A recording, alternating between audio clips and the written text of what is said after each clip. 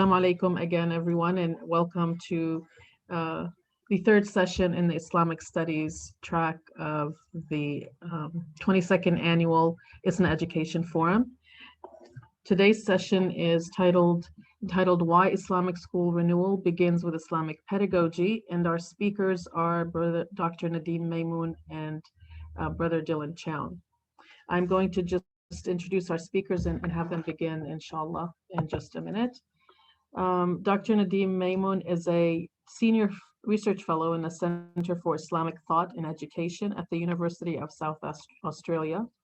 He is program director for an online accredited graduate program in Islamic pedagogy. His research focuses on teacher education with emphasis on Islamic pedagogy, comparative faith-based schooling, philosophy of religious education, and culturally relevant and responsive teaching. He is author of A History of Islamic Schooling in North America and co-editor of Philosophies of Islamic Education, Historical Perspectives in Emerging Discourses in Discipline. In Discipline, Devotion, and Dissent, Jewish, Catholic, and Islamic Schooling in Canada. Nadim led design and delivery of the Islamic Teacher Education Program, ITEP, in collaboration with the University of Toronto. Brother Dylan Chown is a lecturer in the Center for Islamic Thought and Education in the School of Education. His PhD research focuses on teacher education and school renewal, with emphasis on Islamic pedagogy, culturally and religiously responsive pedagogy, as well as educational inclusion. He is a co-editor of Islamic Schooling in the West, Pathways to Renewal, and co-author of a journal article, Descriptions and Enactments of Islamic Pedagogy, Reflections of Alumni from an Islamic Teacher Education Program. With 20 years of experience, Brother Dylan is a member of an international network of educators on the Islamic Teacher Education Program in collaboration with the University of Toronto, and is a school leader and principal at ISNA Institute in Brisbane, Queensland. Welcome, and thank you for joining us today. Thank you so much for your welcome. Jazakallah khair. And I'd like to wish one and all joining this session a warm Assalamu alaikum, rahmatullah, and thank you for joining Dr. Nadim and myself. I'd like to begin, Bismillahirrahmanirrahim, begin in the name of God, most gracious, most merciful, and ask for abundant salutations on the paragon of creation and the best of all pedagogists in the Islamic tradition, our Nabi Muhammad sallallahu alaihi wasallam, for verily he was sent as a teacher. I'd like to also acknowledge that Dr. Nadim and I are presenting today on the land of the traditional custodians of the land here in Australia, both of us in different states.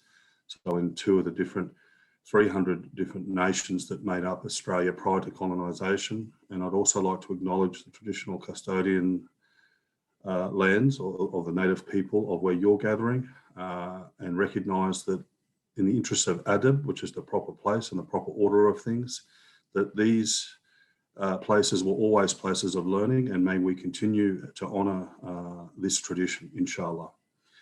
So wishing one and all a warm welcome. I know I'm not supposed to single anyone out, but I can just see Auntie Frida Sharma right in front of screen. I'm very excited. This has given me I've got an adrenaline rush just seeing her. So Jazakallah khair, what an honour and a privilege. Hopefully we can do a good job here, Auntie, inshallah.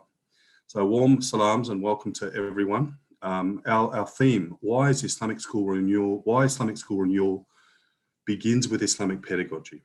And Nadim, if you can just go to the next slide. Thank you. This, very much this presentation is based around, as you heard, Dr. Nadim is the Director of Islamic Education in our centre, and also he and I have founded in Australia the first recognised and accredited graduate certificate in education, Islamic education. So this is a 1-year full-time or 2-year part-time postgraduate degree program recognised and accredited for Islamic school educators. It's the first of its kind around where we are. Having said that, our Catholic cousins and Lutheran cousins have long had such programs.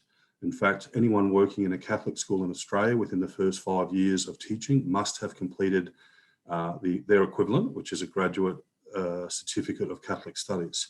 So this is the first time. It was accredited in 2016 and launched in 2017. And much of what we'll share with you today is from our journey, our wanderings, our musings, our deliberations, the ongoing dilemmas that we experience, and also the journey of learning with colleagues. And we don't have students because everyone in our program are full-time educators and therefore are colleagues, and we're learning with and from many of them. So much of what you'll hear will be based at the point of practice, which is Islamic school educators in our program becoming inquirers of their own practice through the work we do in the program, and really bringing us to that point of praxis where our educational theory, inclusive of our values, our purpose and so on, is actually enacting and engaging with it, or is informing our educational practices, and more specifically, our classroom practices. Someone just asked, is it the same as the ITEP program? I would say it is, well, obviously with Dr. Nadeem having established ITEP and myself being involved toward the end, that this is an extension of the ITEP, and we're very, very, his first contribution, which was a team effort, of course, but one in which he led, I think it's safe to say that it perhaps was the precursor to this program. But I will say that this is probably a very rigorous program. It's a postgraduate program, 2 years, four separate courses.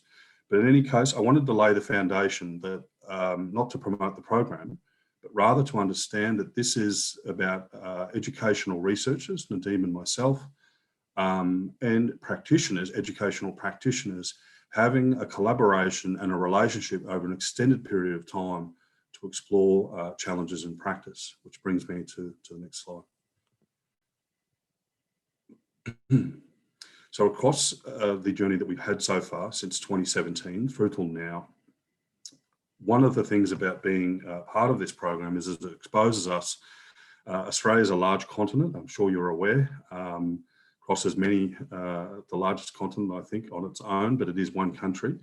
And there are 70 Islamic schools and growing. I think there's 2 or 3 that are establishing themselves as we speak for launch of next year.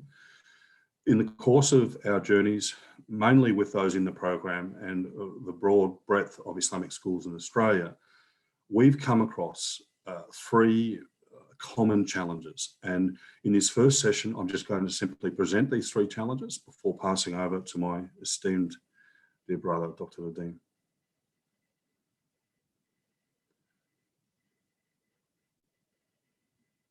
So challenge number 1, wherever we go, and it was a toss-up, I think, between whether this one would come first or the one that we'll do next would come first, but behaviour management, an extremely common challenge. Whatever school, every educator in our program, and what we find is indicative of this common challenge is that every Islamic school, without fail almost, will have an aspiration that behaviour management is tarbiyah, is about tarbiyah.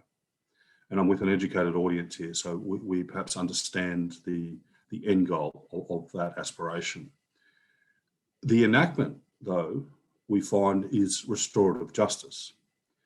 And we're in a schooling system that's fast-paced and the dominant pressure on school leaders, which is then transferred onto to educators. And what we see is that Islamic schools in Australia are reaching for prepackaged options. And one of the ones that often is reached out to is the notion of restorative justice. And of course, the fact that that many of you will be familiar with the ideology of restorative justice. And one key element has definite synergy with what we would be aspiring for tarbiyah, being around the justice theme. But restorative justice itself picks up dominant discourses of behaviour, and this dominant discourse we find, despite the aspiration being tarbiyah, part of our course is to critically annotate our schools' behaviour management policies, and what we find is that the policy itself, whether it be the official policy, because some schools actively are using their policy, other schools have a policy that perhaps is on a website, but there's an actual policy on the ground. In any case, It might pick up on certain themes of restorative justice, but things like end goals, why are we, why are we engaged in the effort, are usually not connected to that aspiration, which is tarbiyah. So that's the first challenge. The second challenge we come across, and if it was hierarchical, it would be one or the other, in one or two, is a curriculum integration challenge, and how fitting we have one of the pioneers of curriculum with us. But in curriculum integration, this is a common challenge. And again, the aspiration is integration. And the enactment is appendages or addendums, Islamic addendums. Now, the challenge with that is that when you are simply overlaying or adding on, you're still picking up an unchallenged paradigm of curriculum. And curriculum is of course, one of the most contentious, contested and critiqued elements of education, particularly now that we have in Australia national curriculum and the equivalent in the US in different states. Now, the other problem being is that integration is seen as a monolith, that we speak of integration as if we intimately all know what that would entail. But of course, there's great diversity, and we might talk about this further in the presentation. Dr. Nadeem Emin has a really accessible and clean typology of curriculum integration. And what we find is that instead it is the add-on. Now, when you have the add-on, you are still picking up a curriculum, and in case of the Australian curriculum, it's critiqued and criticised. It's neoliberal. It's strongly positivist driven. It's sort of geared, the critique being that it's geared towards producing global citizens or workers. The idea of what human being is being conjured in that curriculum is really not in the picture, which goes to critique the very purposes of schooling. And when we simply uncritically add on something, it's not surprising that that add-on, no matter how good it is subject to the same deficiencies, the same limitations, and so on, as an unchallenged curriculum. The third common challenge that we face in Islamic schools is around this notion of character, and different schools might refer to it in a different way, akhlaq or what have you. The aspiration around character is always a genuine sense of our learners being Muslim in the fullest sense. What we find is the reality is that the enactment is often limited reductively to the monitoring purely of outward sunnah. And in Australia, this could be a hyper surveillance of how girls are wearing hijabs or various clothing, usually imposed on our female students more so than our male students unfairly, and other such outward sunnah. This challenge we bring back down to the really dominant discourse we see in schooling internationally around that managerial paradigm, where subconsciously or consciously this is part of our psyche, that we're constantly, as is in the dominant paradigm, drawn to what's visible, drawn to measuring, including learning, allegedly. And this causes us, we find as a common challenge, but this managerial, this privileging of scientific ways of knowing, or positivist practices, has in some way led us to be constantly looking outward rather than inward. And of course, whilst these things are important, sometimes the inner sweetness, the inner substance even, is missing in our efforts around character. The other key thing that I would say is that character is often embedded in prepackaged, which will claim evidence-based, name the program. And I'm aware of some of the ones in America and similar ones in Australia. You can name your program and sure they'll have evidence-based, which is a loaded word in education nowadays. But it's always curriculum orientated. It's always about instructing around curriculum or putting around hidden curriculum or co-curricular activities. And character in our tradition cannot be instructed, of course, as my colleague has written about. And in fact, it's transferred heart to heart. And character is not just for the learner, it is everyone in an Islamic school community or a Muslim school community, depending on how we refer to ourselves. And this is missing in our efforts when we either fall foul of enacting and only monitoring outward sunnah, or we pick up a mainstream, normative, unchallenged, uncritical, prepackaged character education approach and find Islamic elements, but take with it conflicting and incongruent anchors, end goals, views of the child, and so on. So these are the three common challenges of all of our colleagues that we engage with regularly in our program, some of them principals, some of them coordinators and middle leaders, and others dynamic classroom educators, all the way from early years up to year 12. And these would be the three most common challenges, both from our exposure in the program and our travels around the various Islamic schools in Australia. And I'll pass to Dr. Nadeem. Oh, sorry, to sum up, and I have touched on some of these challenges show us a couple of things. One, that across the three common challenges, what we see missing, and they're neither explicit or implicit in terms of our policies, in terms of our professional language, and therefore in terms of our practices. And I say this as with number three in mind. It's not that there wouldn't be standout educators that may have a certain sense, but more often than not, what's missing across these challenges is that we're missing our anchors. If we pick up a program and we're unaware of the end goal of that program, or unaware of the aims of that program, and whether that in fact aligns with the end goals of Islamic education, then that's one example where we're missing our anchors. We're working with educative programs that each and every one of them generally have a very distinct theorization of the child or the learner. And if our anchors are not set, then the way we engage and interact and relate with our learners, again, will not be necessarily working towards our why or our end goals. The second thing is that often in these challenges, we see that there's an appending on of the Islamic. So we're picking up something that is generally a dominant program or a dominant approach, or as we see in education with the proliferation of commercial efforts, prepackaged, and it's very tempting for our teachers. Teachers are time poor to pick up a package that has got all the lesson plans laid out. It's all there for you. There's a poster, there's the whole bit.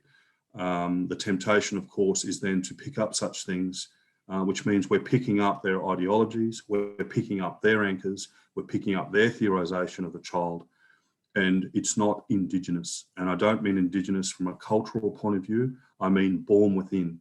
It's not purpose, it's not contextual to our school community and local counts.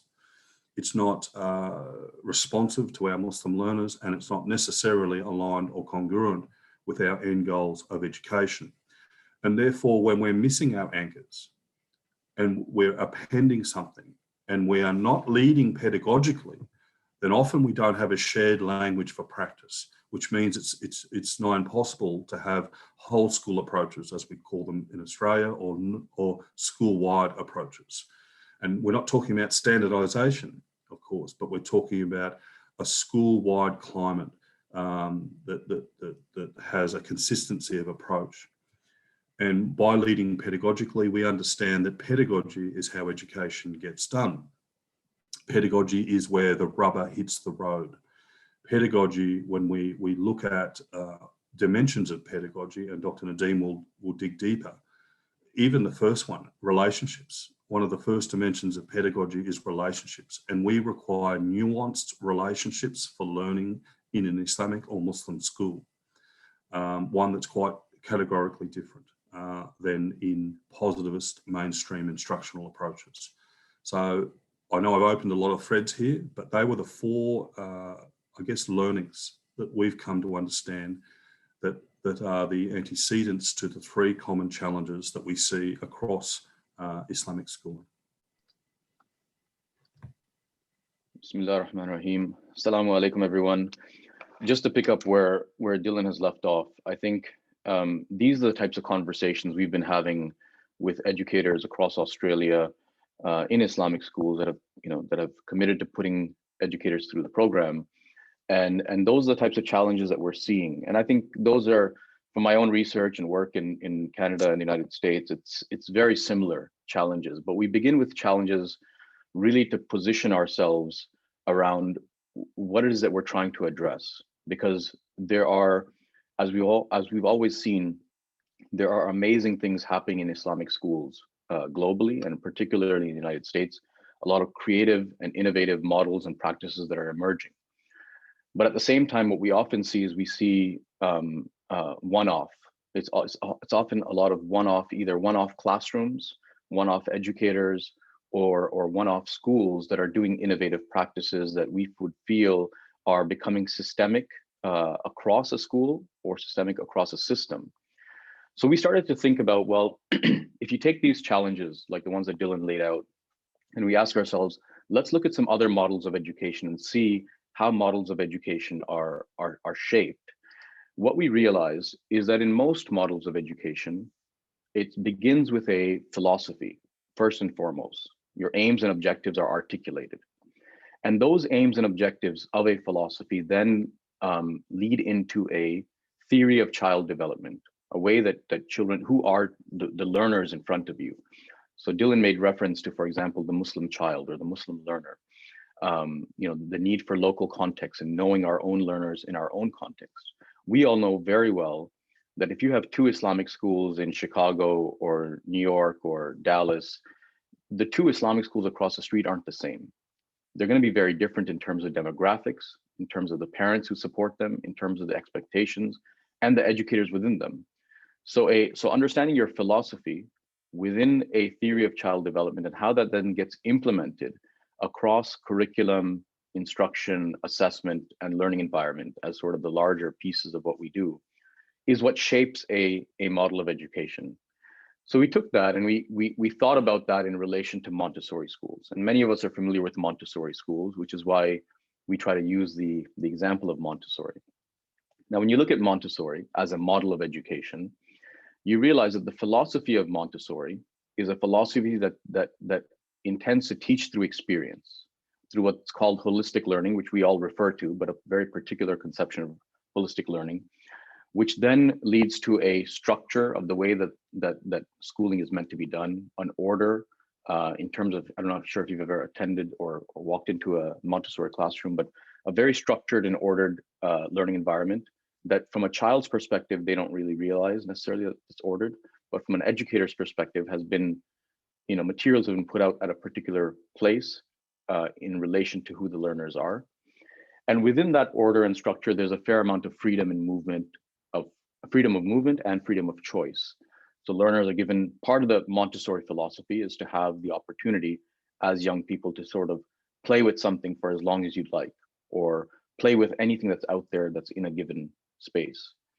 And then that philosophy then transfers to a theory of child development.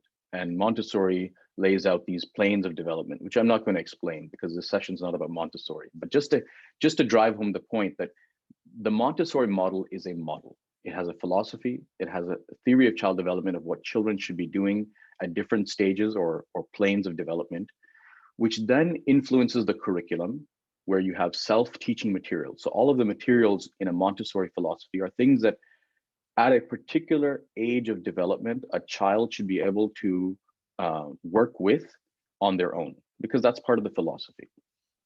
The instruction is, the method of pedagogical instruction is often help me do it myself is the motto for Montessori, where it's informed by this idea of fostering independence. Assessment is often very formative and individualized, and a learning environment is one of movement and choice, as I mentioned. So again, not that this session is meant to be about Montessori, but just to give us a sense that if a model of education is based on these sorts of pillars, a philosophy, child development, which then informs curriculum, instruction, assessment, and learning environment, it gives us a sense of how these things happen. Then we look at the IB. Most of you are probably familiar with the International Baccalaureate as another model of education, where you have a philosophy based on learners being inquirers, an education that's meant to the end goal being to create or contribute toward a peaceful world, and key sort of pillars in their philosophy around international mindedness and multilingualism. This then leads to their theory of child development, which isn't really a theory of child development in the IB sense, but they do have an IB learner profile in terms of how they see the child. And the way they see the child is someone who is an inquirer, open-minded, knowledgeable, caring, reflective, risk takers, et cetera, et cetera. Again, not to belabor the point, but you see then that the philosophy influences the theory of child development, which influences the way that the curriculum, instruction, assessment, and environment take place. So the curriculum is one that's based on transdisciplinary themes that have these themes related to international mindedness, or related to the peaceful world, or related to inquiry, that inform the way that the curriculum is done at the PYP, the MYP, and the DP levels. PYP, primary years program, MYP, middle years program, and DP, diploma program. And then in the diploma program, they have a really interesting program called the theory of knowledge. And the theory of knowledge is intended to get young people who are about to graduate and go into high school to think about epistemology and ontology and how that influences their worldviews are informed by who they are, and how their worldviews then inform the world around them. So how they do what they do because of the knowledges that are present. And that really links to what Dylan was speaking about earlier with anchors, with the missing anchors, not knowing what it is that we're anchoring our knowledge systems in. So that's, again, rooted in the IB system.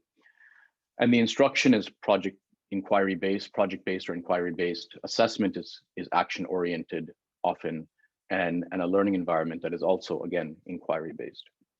Which brings us to thinking about our Islamic schools. Are we a model of education? And this is really the question that's going to, frame the next 20 minutes or so of our session. Can we consider ourselves a model of education? And I think collectively we would all say, of course, absolutely.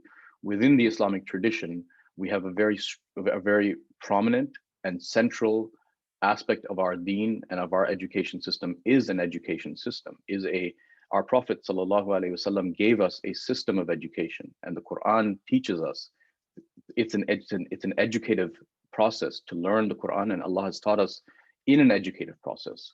So from there, we draw a philosophy of education. But the challenge for us in Islamic schools globally, again, is not just particularly in individual schools, but globally as a collective, is we haven't articulated a philosophy of education that then informs our theory of child development, that then allows us to connect to a distinct practice of curriculum, instruction, assessment, and a learning environment that we could say is anchored, as Dylan said, as anchored in our own tradition. What we end up having in many cases in terms of curriculum is, at best, we take the state or national standards of education, we append or we integrate Islam in creative ways. In many ways, curriculum integration is becoming, mashallah, a really robust conception in most schools, where you have a lot of schools trying different things, but we're still working often within a normative framework. We're still working within a dominant framework of our own curriculum. Instruction remains in many ways positivist. It means in a way where a lot of our instruction remains tied to the test. It remains tied to measures. It remains tied to imparting learning as opposed to fostering those relationships, which is central in the Islamic tradition. And assessment remains narrow and high stakes, oftentimes things that are based on what's needed to get to the next level of education, and away from an assessment that's based on that aspect of tarbiyah, which is an aspiration for all of us in our schools. So these are some of the, I guess, just reinforces the fact that this is something we need to turn back to in terms of how we move forward. Now, allow me to just define, we mentioned at the outset that this is about thinking about Islamic pedagogy and how the renewal of Islamic schools should start from an Islamic pedagogy. Allow me to define Islamic pedagogy as succinctly as I possibly can. We see Islamic pedagogy as educational values, concepts, and perspectives in the Islamic tradition. So we're using the word pedagogy here, not in terms of instruction. There's often in philosophy of education, there's probably two camps that emerge around defining the word pedagogy. Pedagogy can be seen as a form of instruction or instructional practices, teaching practices, or they can be seen as a human science. Pedagogy itself is a human science or a philosophy of education. If you think about it, the way you and I teach in a classroom isn't arbitrary. So if I teach in a particular way, the way I walk into a classroom, the way I engage with learners, the way I set up my classroom environment, the way that I foster relationships with students is part of my pedagogy, but i.e. in terms of instructional practice. But that instructional practice is rooted in something. It's rooted in your values, your educational values. It's rooted in the way that you see education as to what's important and what your end goals of education are. So we often assume, and this is what Dylan was referring to earlier, that we may approach education in a particular way without acknowledging its anchors, without acknowledging where it's coming from. So if we pick up a character education model like Character Matters or Character Counts or one of these character, sort of really well packaged systems, what we often miss is that these are based on a philosophy of education, right? The curriculum that we approach, that we take, state standards curriculums, are based on a philosophy of education. And not to say that we are opposed to it, or not to say that we can't align with it, but to say that we have to approach it from within our own philosophy first. So that philosophy would really be, in our minds, looking at Islamic pedagogy as a philosophy and not simply as a list of teaching strategies, which is also one of the reasons why we try to use the word Islamic pedagogy as opposed to prophetic pedagogy. I think the concept of prophetic pedagogy is rooted within this. Obviously, Islamic pedagogy is informed by the way the Prophet ﷺ taught, and we draw from that inspiration. But from there, like you would do in usul al-fiqh, or like you would do in any usul sciences, you would draw from their principles. And the principles through which you draw from. So, for example, if the Prophet ﷺ would teach through storytelling, or the Prophet ﷺ would teach through drawing, and through examples, through softness, however the example would be of our beloved Prophet ﷺ, we draw from their principles of education. So that is what informs our philosophy. Now, what I mean by Islamic pedagogical concepts, there's many. And I've listed a few here just to give you a sense of what we're talking about. The ones in the center are the common ones that we often hear: ta'aleem and tarbiyah, tazkiyah, and ta'deeb. And the ones around the outside are the ones that we often are familiar with and accustomed to, but may not be central in our educational practice, like the interplay between ilm and amal, between knowledge and action, and the necessity of it. And again, I won't go through the details of the conceptualizations because I know we're all familiar with this. Khalifatullah fil ard, and our responsibility on earth, fitra and hudur, our spiritual presence, muhasaba as self-reflection, ihsan as spiritual excellence. But each of these, again, we are all very accustomed to and familiar with this language and these concepts. But how do this language, how does it become, first of all, a common language in our school practice and a consistent language that informs our educational practice? That's the distinction. Years ago, probably about a decade ago or more, I had the opportunity to work with a group of Islamic scholars in Canada who I posed a challenge to and said, we need to understand what it is that defines an Islamic philosophy of education. And they worked with me to, they technically, took this approach of defining what principles of Islamic pedagogy could be. And many of you are familiar with this. I know many of you are using it in your schools and you've seen this. So again, I won't go through it.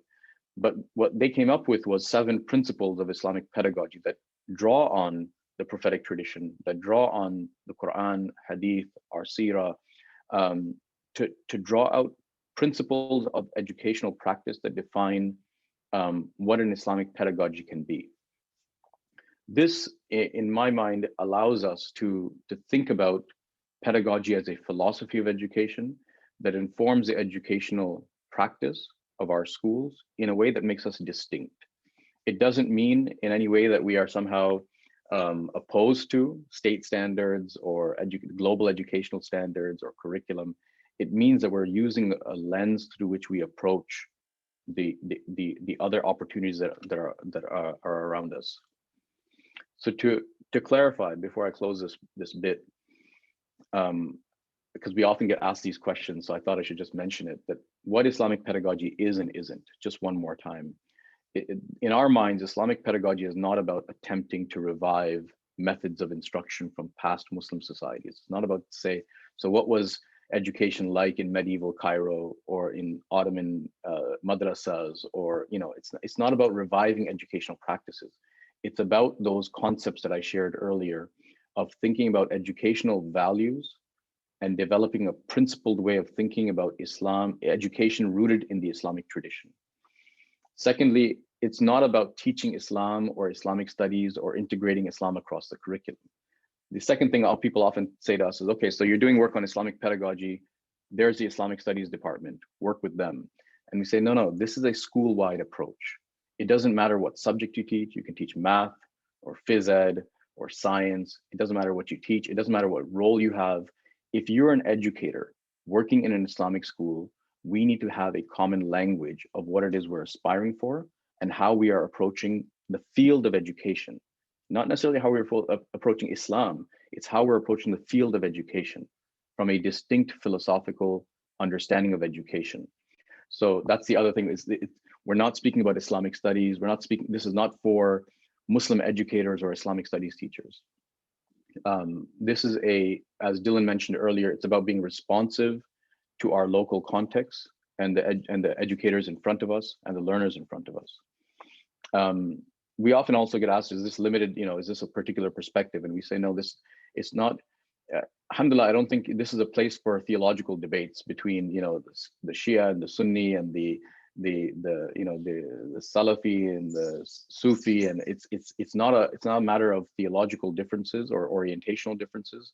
It's a drawing on the rich tradition of education within Muslim societies, communities, past, present, future. It's really looking at how education has been interpreted from the Islamic tradition. The other thing we often get asked is it going to look the same? So can you give me a booklet of what Islamic pedagogy looks like? Can you tell me, you've got the principles, and now can you tell me what Islamic pedagogy looks like in practice? And we often say, it's not intended to be a list of the top 10 strategies for Islamic pedagogy. That would defeat the purpose.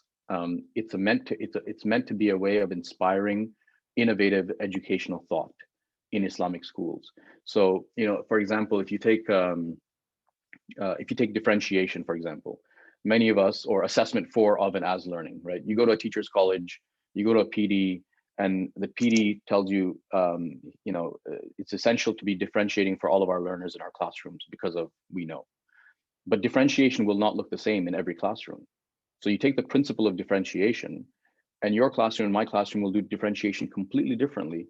But when the accrediting body comes in, NIASC or WASC or any of your accrediting bodies that come in, they don't ask you, are you doing differentiation like the other classroom?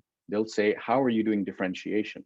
And our role is to explain to an accrediting body how we do differentiation in our own innovative way, recognizing the theory of differentiation. So similarly, Islamic pedagogy is not intended to be, well, this classroom is doing it this way, or this Islamic school is a model of Islamic pedagogy. It's meant to be, here's the theory. Now, how do we begin to make this a school-wide practice and an individual educational practice in our own schools? And lastly, it's not about standardizing practice. It's really about inspiring and nurturing that sense of wholeness and tarbiyah. So I'll pass it over to Dylan to speak a little bit about some of our stories of enacting Islamic pedagogy.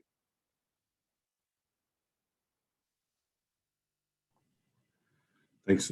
Thank you very much, brother. Okay, so the next, I thought, because of time, I wanted to talk about two practical stories, I guess, real life stories of two, what we would say, lead schools and their attempts to enact Islamic pedagogy. And I would say that these two schools are, like many that Nadeem referred to in the north, these are very hopeful Islamic schools. We're working with dynamic colleagues, mashallah, who are extremely, investing in the program, extremely passionate, and grappling, the things that they grapple with is essentially the story that I wanted to share. Nadeem, if you can take us to the next page, inshallah. These are two common stories, and I'll start with the left. This school, or as a pseudonym, Ehsan College. It's a K-12 school. It's in Sydney, Australia. And mashallah, this school, in terms of the things that Nadeem was referencing about being innovative, about being brave, about Islamic schools sort of taking up the challenge, I guess, to sort of really be responsive to their local community. This school's a fairly new school in the scheme of things. The first schools were in 1983 in Australia. This school, late 2000s, 2010 even. So it's quite a young school. Now, they were very, very passionate about broadly what they referred to as Islamic schooling renewal. They really wanted to see the distinction in Islamic schooling. And I saw a comment about being a contribution to humanity. Indeed it is, mashallah. And as Nadeem laid out with the Montessori and the IB, that, there was an awareness in this school that we have a distinct form of education, and they really set out on this path. They're led by the principal, which is always inspiring when you have a school leader like so.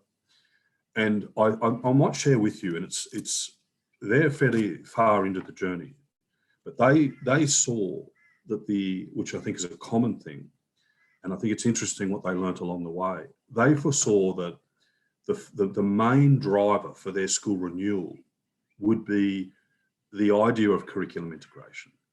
And for many, I think many of us in Islamic schooling, one of the most wicked challenges, it is a wicked challenge to start with curriculum to lead your renewal.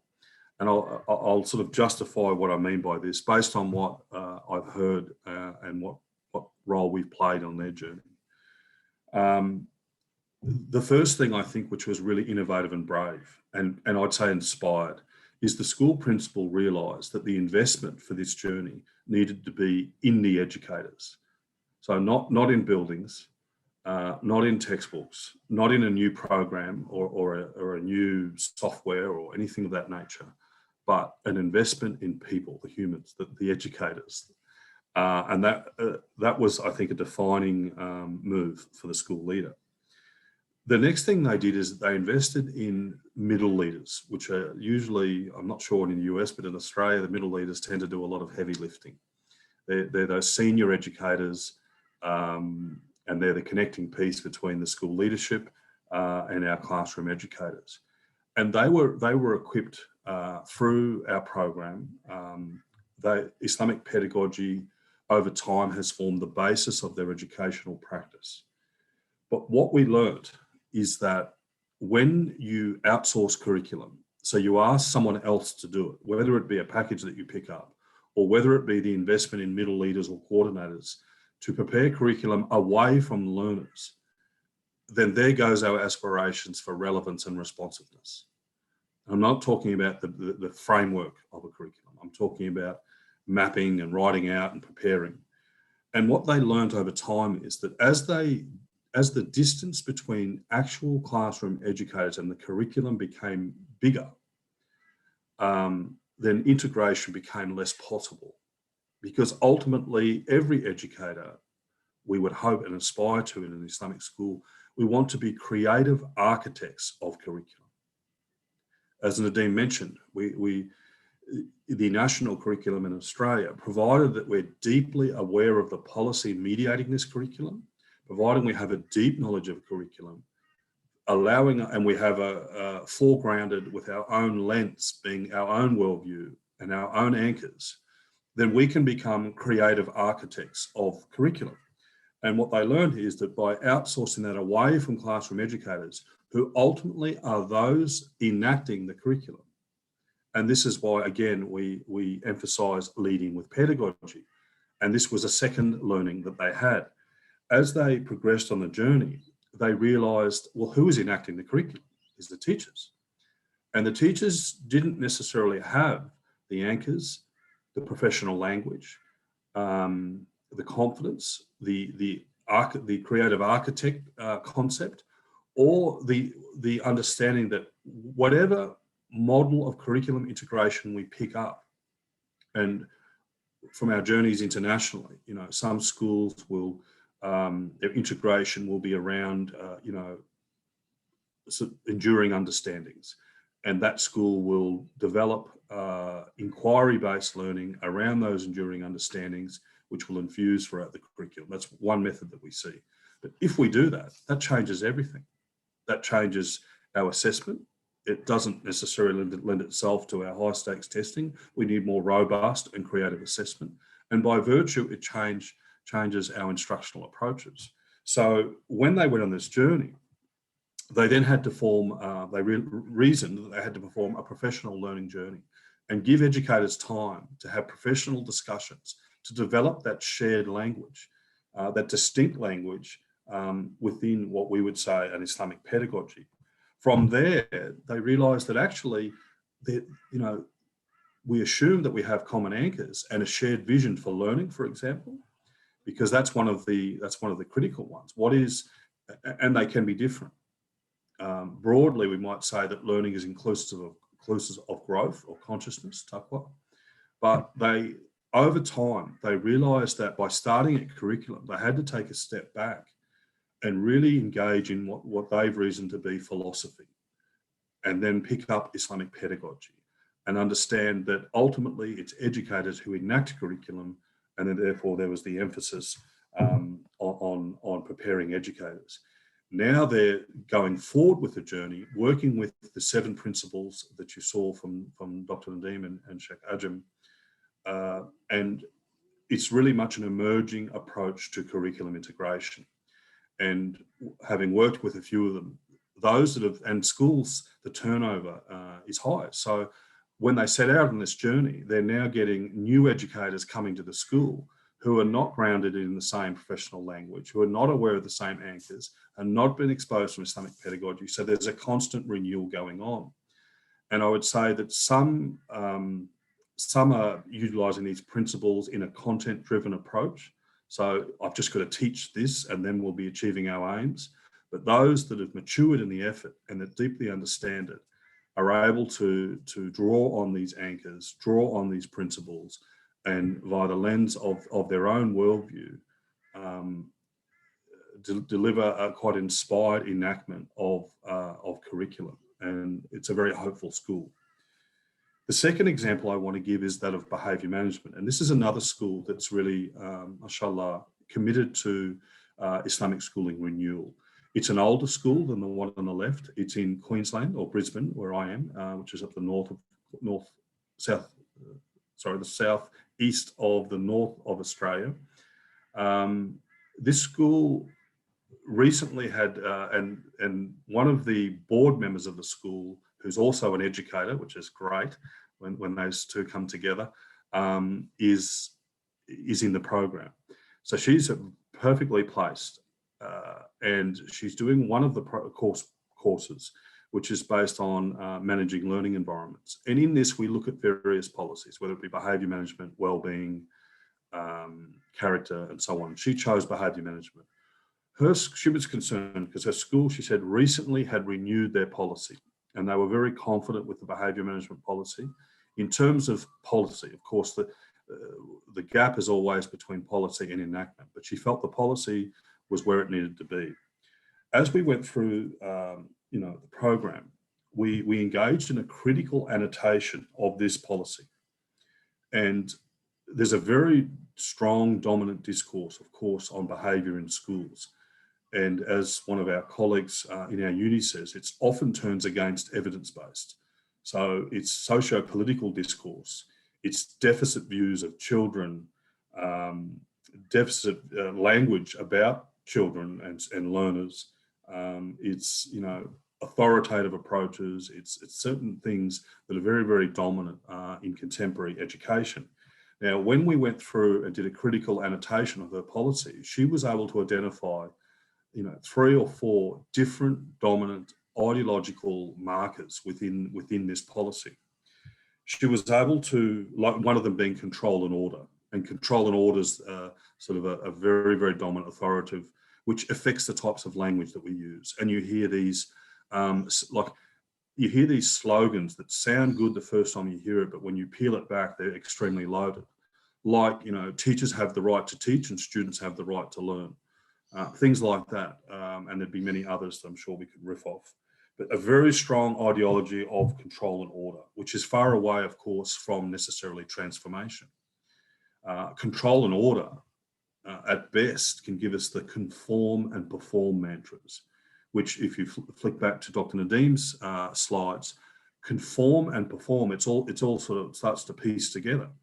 When you have, a curriculum that is narrow, discipline-centric, and can be broken up into learning increments, when you're drawing on positivist instructional practices that can quantify what good teachers are and what good teaching looks like, and then drive standardized approaches to instruction that are going to lead to, improvement in standardized tests, then it's hardly surprising that our behaviour and management also becomes conform and perform. And I know Sister Isra on the call. Shout out to Sister Isra, who's recently written on such things beautifully, mashallah. Now, the other thing we found is that the dominant discourse around the child, when we sort of got our highlighters out and we're able to see, is that how we view children? And she was sort of able to say, well, actually, no. We then looked through and said, well, where is this connecting to your school aims, your school vision, your school? And it was very much, what educator wants to be dealing with behaviour? Ultimately, we want to be focused on learning. And for us, that learning is inclusive of growth, consciousness, taqwa, or other local extensions or cousins or whatever to that. Now, when you're not connected to that, that means you're doing behaviour, which means you're away from engagement, you're away from learning, you're away from building relationships, you're away from seeing that the behaviour is a manifestation of something.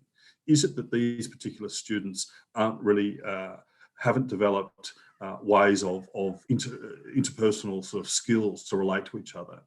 And a different type of approach might be needed. Is there a need that's not being met there? Is there a need for more support? What we saw also that there was conflicting. So you could see almost where there'd been different, which is probably normal and expected. Different educators at different times had come along and adapted and added to this policy. So we were able to sort of show that here's the dominant discourse. Here's where restorative justice was in vogue, and we put in some elements here. Here's positive behaviour, which is a newer one in Australia, and we've added that here. And still we see the stepped approach. So still we see this notion of procedural fairness, justice, but it's somehow interpreted on the ground as being, if we're consistent and if we consistently apply these steps to our students, that this in some way will equal procedural fairness and justice.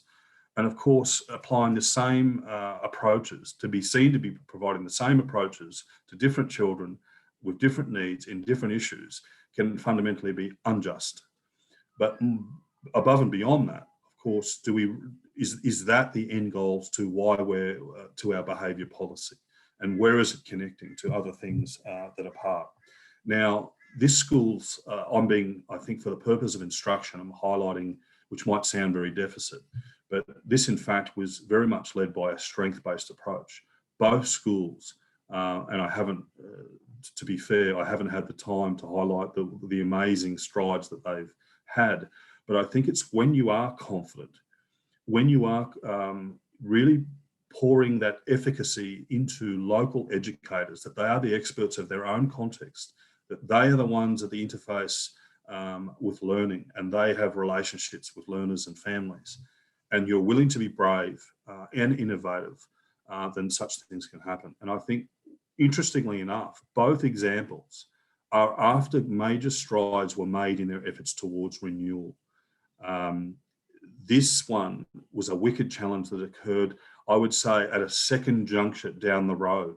So once they'd sort of responded to a whole lot of other things, once they had understanding of the anchors, they had the professional language, they had a clearer picture of what theory of the child they're working with. Now, with behaviour, changes to behaviour is as much about changing policies and practices in schools as it is about challenging attitudes of teachers and rethinking our vision of our children and learners. And I don't mean that that's necessarily a blight on teachers, but we need time. Teachers, us educators, we need time to be discussing such things. How often are we under the pump?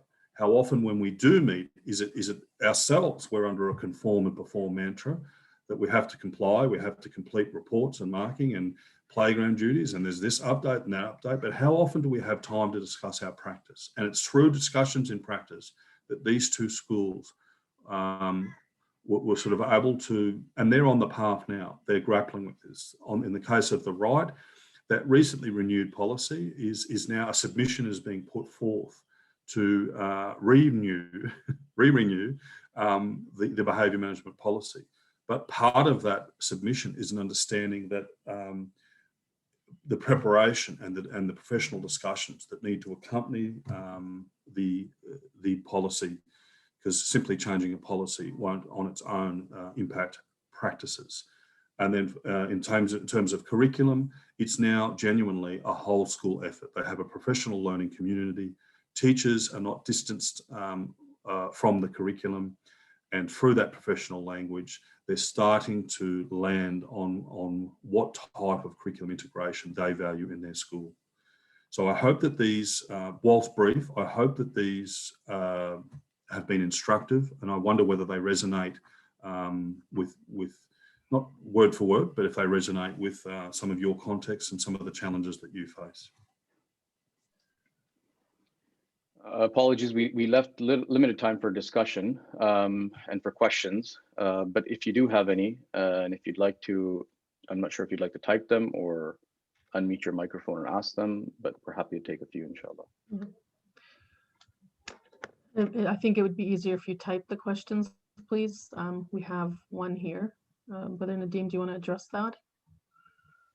What kind of support would you recommend to schools who don't have curriculum support, but rely on teachers to sometimes create the curriculum or are expected to interpret it, even if they are new, no curricular coach? Like, I think the PD would help, but how often, and do you think it is worthwhile to invest in a curricular coach whose only job it is to do this? I mean, my response to that would be, I find working in curricular teams can help across schools. I think there's a lot of things happening at schools across the US that I think Sister Isra posted something earlier as well. You know, there's interesting things happening, and I think connecting with schools is what we need to do. Given the circumstance that you have, like you mentioned. So connecting with a few different schools, either locally or nationally, would be of benefit. Brother Nadeem, I also wanted to kind of reinforce what Sister Isra said, that actually getting your teachers together to really talk about what is your philosophy about teaching, and how do you see the child learning? We did a similar process recently where we looked at what is our mission for each of our programs, and that conversation with the teachers was really, really powerful. And the teachers had this wide spectrum of views, and like you said, you can't be a school-wide or whole school program when everybody's kind of doing their own thing in their own silos. So I think initially conversations with our staff to what is our philosophy about teaching? How do we see our students leaving our schools? What is it that we envision? And beginning there. And I think the other is that a lot of times in our schools, our teachers really don't understand what the difference between curriculum and like a textbook or a written outline of what to teach really are. So starting at the ground is really, really important. and again, networking with other schools who may have experts that can help in understanding child development really Right. helps as well. And to facilitate those conversations, like in this last slide, which I haven't shown, but we do have a philosophy. We all know we have a philosophy in the Islamic tradition, and that's really what Islamic pedagogy is about. So if you look at these concepts of our philosophy, that tarbiyah, ta'deeb, tazkiyah, these are the foundations of our philosophy. So like Sister Layla said, having conversations among staff about, well, what does this mean now? How do we articulate this in a philosophy? How do we take these concepts of child development, fitra, murabbi, all of these ideas, muhasaba in our assessment, and having those conversations will be a really solid start to just create that common language. I'm just seeing the next one. Dylan, you want to go for that? The memorization. Yeah.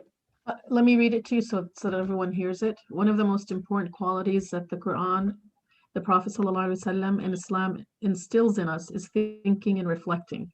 There seems to be a lot of emphasis on memorization, which is not bad. What is your advice to activity in critical thinking at our schools? That's an excellent question. I guess, first of all, I want to make a distinction between, which I'm sure is known, but for the purpose of making it explicit, I want to make distinction between memorization and rote learning. Rote learning is fairly low level, sometimes necessary, like memorizing our multiplication sums and the like. Memorization, of course, is a level above this.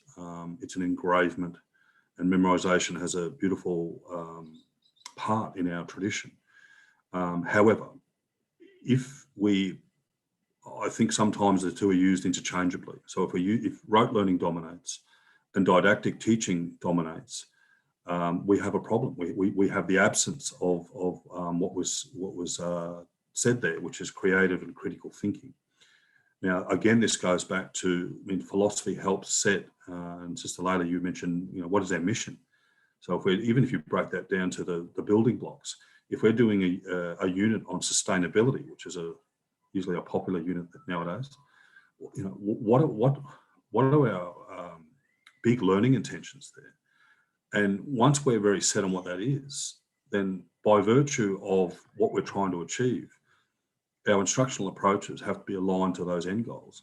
So we have to be having sort of some dialogical discussion. If we're going to be talking about sustainability that's relevant, that's responsive, that's local, that means something to the lives of students.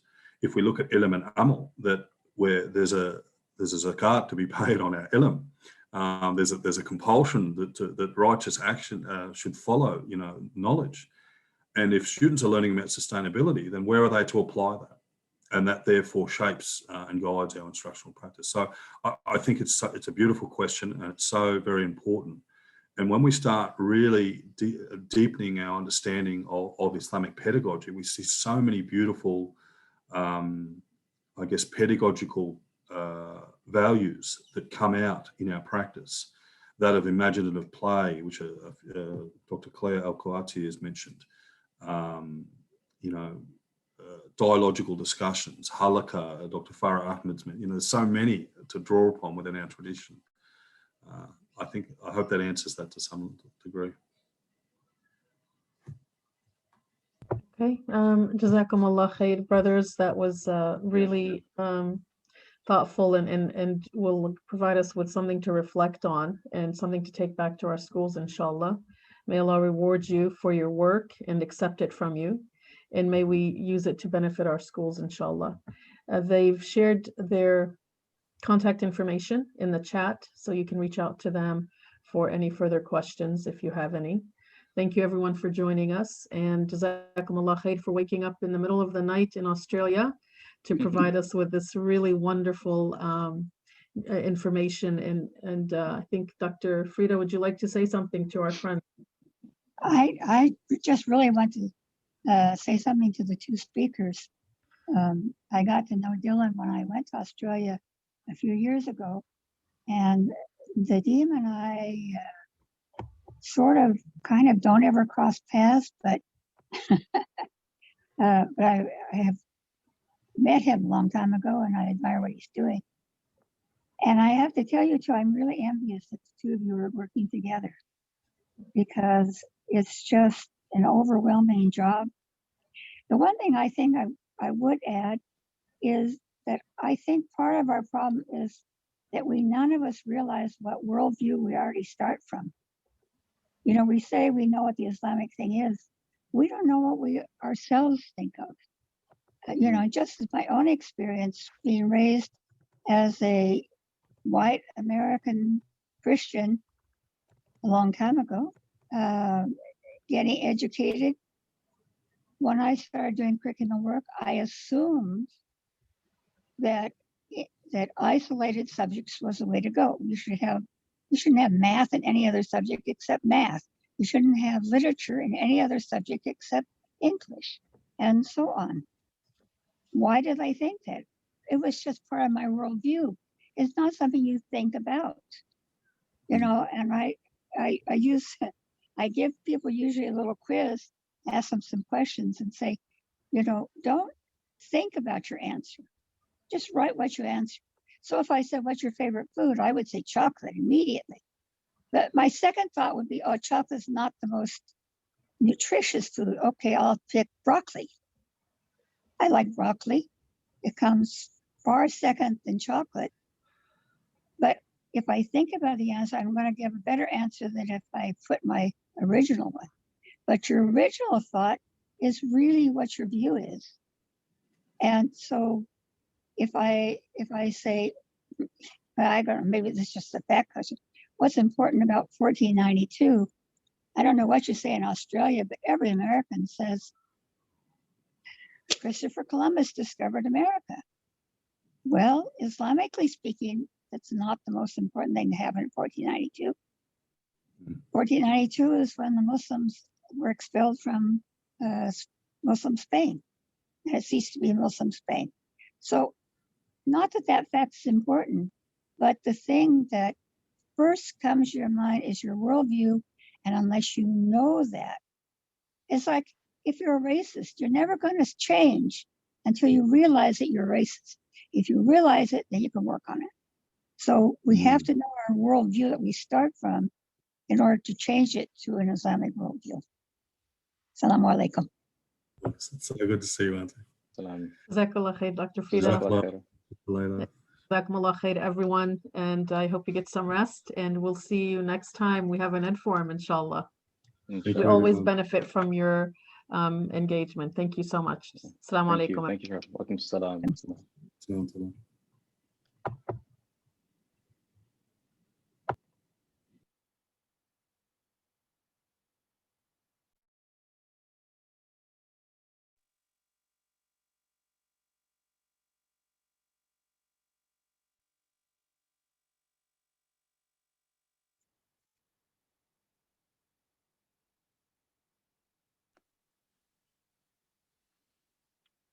I would like to compliment you about this amazing, I would say, study or research. It's more than presentation, which is summarizing great experience.